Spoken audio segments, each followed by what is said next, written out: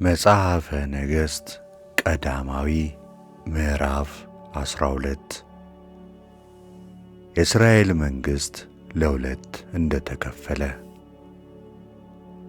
እስራኤልም ሁሉ ያነግሡት ዘንድ ወደ ሴቂማ ወጥተው ነበርና ሮብዓም ወደ ሴቂማ ሄደ። እንዲህም ሆነ፣ የናባጥ ልጅ ኢዮርብዓም ገና በግብፅ ሳለ ይህን በሰማ ጊዜ ኢዮርብዓም ከንጉሡ ከሰሎሞን ፊት ኮብልሎ በግብፅ ተቀምጦ ነበር። በግብፅ ሳለ ልከው ጠሩት።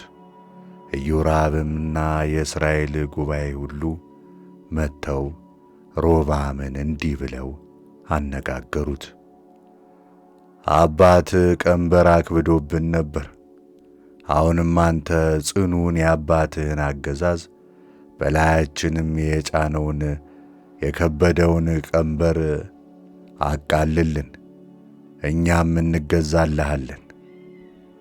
እርሱም ሂዱ፣ በሦስተኛውም ቀን ወደ እኔ ተመለሱ አላቸው። ሕዝቡም ሄዱ። ንጉሡ ሮብዓም ለዚህ ሕዝብ እመልስለት ዘንድ የምትመክሩኝ ምንድነው ብሎ አባቱ ሰሎሞን በሕይወቱ ሳለ በፊቱ ይቆሙ ከነበሩ ሽማግሌዎች ጋር ተማከረ። እነርሱም ለዚህ ሕዝብ አሁን አገልጋይ ብትሆን ብትገዛላቸውም መልሰህ በገርነት ብትነግራቸው በዘመኑ ሁሉ አገልጋዮች ይሆኑሃል ብለው ተናገሩት። እርሱ ግን ሽማግሌዎቹ የመከሩትን ምክር ትቶ ከእርሱ ጋር ካደጉትና በፊቱ ይቆሙ ከነበሩት ብላቴኖች ጋር ተማከረ። እርሱም አባት የጫነብንን ቀንበር አቃልልን ለሚሉኝ ሕዝብ እመልስላቸው ዘንድ የምትመክሩኝ ምንድነው አላቸው። ከእርሱም ጋር ያደጉት በፊቱ የሚቆሙት ብላቴኖች እንዲህ አሉት፣ አባትህ ቀንበር አክብዶብናል። አንተ ግን ዛሬ አቃልልን ለሚሉት ሕዝብ ታናሺቱ ጣቴ ከአባቴ ወገብ ትወፍራለች። አሁንም አባቴ ከባድ ቀንበር ጭኖባችኋል፣ እኔ ግን በቀንበራችሁ ላይ እጨምራለሁ። አባቴ በአለንጋ ገርፏችኋል፣ እኔ ግን በጊንጥ እገርፋችኋለሁ በላቸው። ይህም ቃል ሮብዓምን ደስ አሰኘው። ንጉሡም በሦስተኛው ቀን ወደ እኔ ተመለሱ ብሎ እንደ ተናገረ ኢዮርብዓምና ሕዝቡ ሁሉ በሦስተኛው ቀን ወደ ሮብዓም መጡ። ንጉሡም ሽማግሌዎቹ የመከሩትን ምክር ትቶ ለአሕዛቡ ጽኑ ምላሽ መለሰላቸው። እንደ ብላቴኖችም ምክር አባቴ ቀንበር አክብዶባችሁ ነበር፣ እኔ ግን በቀንበራችሁ ላይ እጨምራለሁ። አባቴ ባለንጋ ገርፏችሁ ነበር፣ እኔ ግን በጊንጥ ገርፋችኋለሁ ብሎ ተናገራቸው። እግዚአብሔርም በሴሎናዊው በአኪያ አፍ ለናባጥ ልጅ ለኢዮርብዓም የተናገረውን ነገር እንዲያጸና ለውጡ ከእግዚአብሔር ዘንድ ነበርና ንጉሡ ሕዝቡን አልሰማም።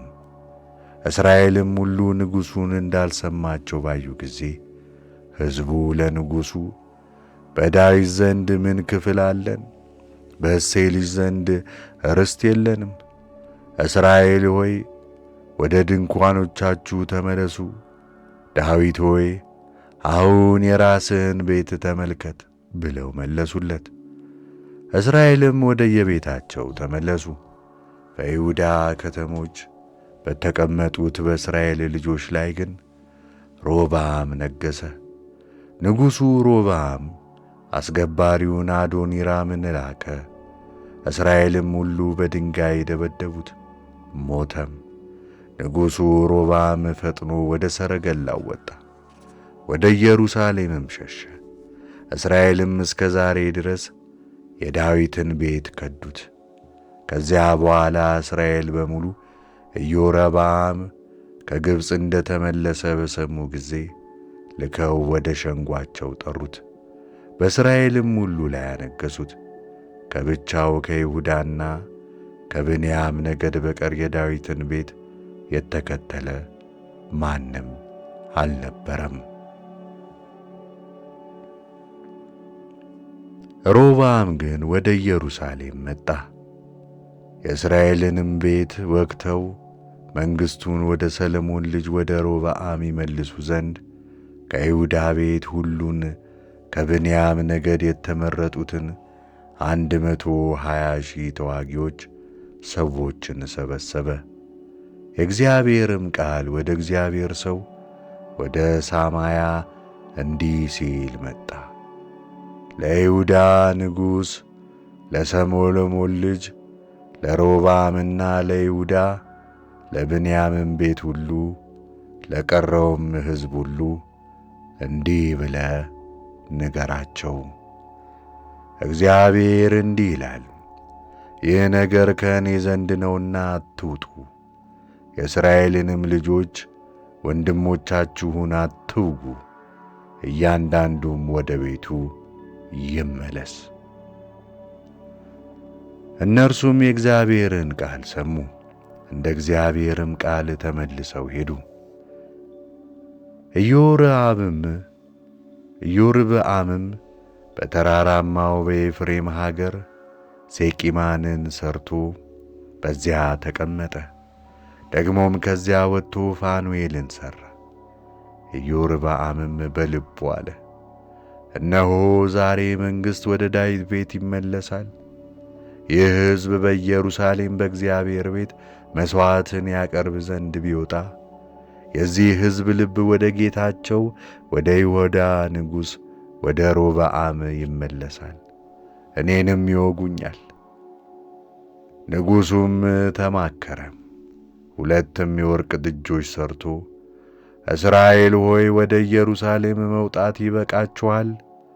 ከግብፅ ምድር ያወጣችሁ አማልክቶቻችሁ እነሆ አላቸው። አንዱን በቤቴል 2ኛውን በዳን አኖረ። ይህም ኃጢአት ሆነ። ሕዝቡ በዳን ወዳለች ወደ አንዲቱ ጣዖት ይሄዱ ነበርና በኮረብቶቹም ላይ መስገጃዎችን ሠራ። ከሌዊ ልጆች ካይደሉ ከማናቸውም ሕዝብ ሁሉ የጣዖት ካህናትን ሾመ። ኢዮርብዓምም በ8ኛው ወር ከወሩም በ15ኛው ቀን በይሁዳ እንደሚደረግ በዓል ያለ በዓልን አደረገ። ለሠራቸውም ጥጆች ይሠዋ ዘንድ በቤቴል ወደ ሠራው መሠዊያ ወጣ። ለኮረብታ መስገጃዎችም የመረጣቸውን እነዚያን ካህናትና በቤቴል አኖራቸው። በ8ኛውም ወር በ15ኛው ቀን በልቡ ባሰበው ቀን ወደ ሠራው መሠዊያ ወጣ።